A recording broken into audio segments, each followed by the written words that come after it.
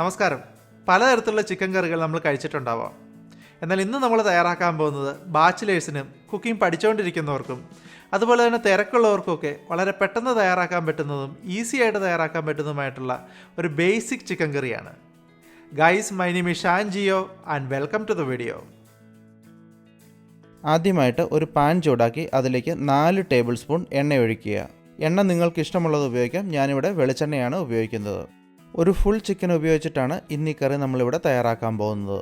ഞാൻ ഉപയോഗിക്കുന്ന chicken clean ചെയ്ത് കട്ട് ചെയ്ത് കഴിഞ്ഞപ്പോൾ 1 കിലോ 200 ഗ്രാമോളം ഉണ്ട്. നിങ്ങൾ ഉപയോഗിക്കുന്ന ചിക്കൻ ഇതിനേക്കാൾ 200 ഗ്രാം കൂടുതലോ 200 ഗ്രാം കുറവോ ആണെങ്കിലും ഏകദേശം ഇതേ ക്വാണ്ടിറ്റി ഇൻഗ്രീഡിയൻസ് ഉപയോഗിച്ചാൽ മതിയാവും. എണ്ണ ചൂടായി കഴിയുമ്പോൾ തീ ഒരു മീഡിയം ടു ഹൈ ഫ്ലെയിമിൽ വെച്ച ശേഷം 4 സവോള സ്ലൈസ് ചെയ്തത് ഇതിലേക്ക് ചേർക്കുക. അതോടൊപ്പം തന്നെ 2 പച്ചമുളക് ചോപ്പ് ചെയ്തത്, 2 table spoon ginger garlic paste, ഇഞ്ചി വെളുത്തുള്ളി അരച്ചത്. ഇഞ്ചിയും വെളുത്തുള്ളിയും ചോപ്പ് ചെയ്തോ അതല്ലെങ്കിൽ ചതച്ചോ ചേർക്കാവുന്നതാണ്. അങ്ങനെയാണ് ചെയ്യുന്നതെങ്കിൽ സവോള ചേർക്കുന്നതിന് മുമ്പ് നേരിട്ട് എണ്ണയിലേക്ക് ഇടുക.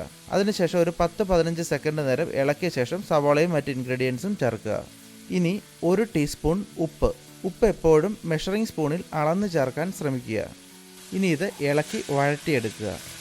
സവോള ഒരു ഗോൾഡൻ ബ്രൗൺ കളർ ആവുന്നത് വരെ വേണം വഴറ്റിയെടുക്കാൻ. ഇതായിട്ടുണ്ട്. ഇനി തീ ലോ ഫ്ലെയിമിലേക്ക് വെച്ച ശേഷം 1/4 ടീസ്പൂൺ മഞ്ഞൾപ്പൊടി, 2 ടേബിൾ സ്പൂൺ മല്ലിപ്പൊടി, 3/4 ടേബിൾ സ്പൂൺ മുളക് പൊടി, 1 ടേബിൾ സ്പൂൺ ചിക്കൻ മസാല.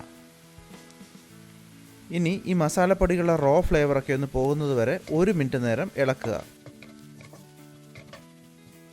പിന്നീട് ഇതിലേക്ക് 1 തക്കാളി ചോപ്പ് ചെയ്തത്, ക്ലീൻ ചെയ്ത് വെച്ചിരിക്കുന്ന ചിക്കൻ, വീണ്ടും 1/2 ടീസ്പൂൺ ഉപ്പ്. നേരത്തെ 1 ടീസ്പൂൺ ഉപ്പാണ് നമ്മൾ ചേർത്തിരുന്നത്. അങ്ങനെ ടോട്ടൽ 1.5 ടീസ്പൂൺ ഉപ്പ് നമ്മൾ ഈ കറിയിൽ ചേർത്തിട്ടുണ്ട്. ഇനി ഇത് 2 മിനിറ്റ് നേരം ഹൈ ഫ്ലെയിമിൽ നന്നായിട്ട് ഇളക്കി യോജിപ്പിക്കുക.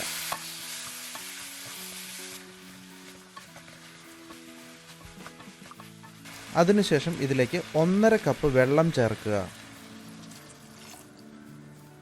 എല്ലാം ഒന്ന് ഇളക്കി യോജിപ്പിക്കുക.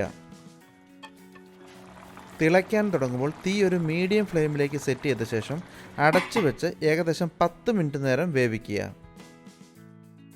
10 മിനിറ്റിന് ശേഷം തുറന്ന് ഒന്ന് ഇളക്കുക. പിന്നീട് അടച്ചു വെച്ച് വീണ്ടും ഏകദേശം 10 മിനിറ്റ് നേരം വേവിക്കുക. അങ്ങനെ ടോട്ടൽ ഏകദേശം 20 മിനിറ്റോളം ആയി കഴിയുമ്പോൾ നമ്മുടെ ചിക്കൻ വെന്തിട്ടുണ്ടാവും. ഇല്ലെങ്കിൽ അല്പനേരം കൂടി അടച്ചു വെച്ച് വേവിക്കുക.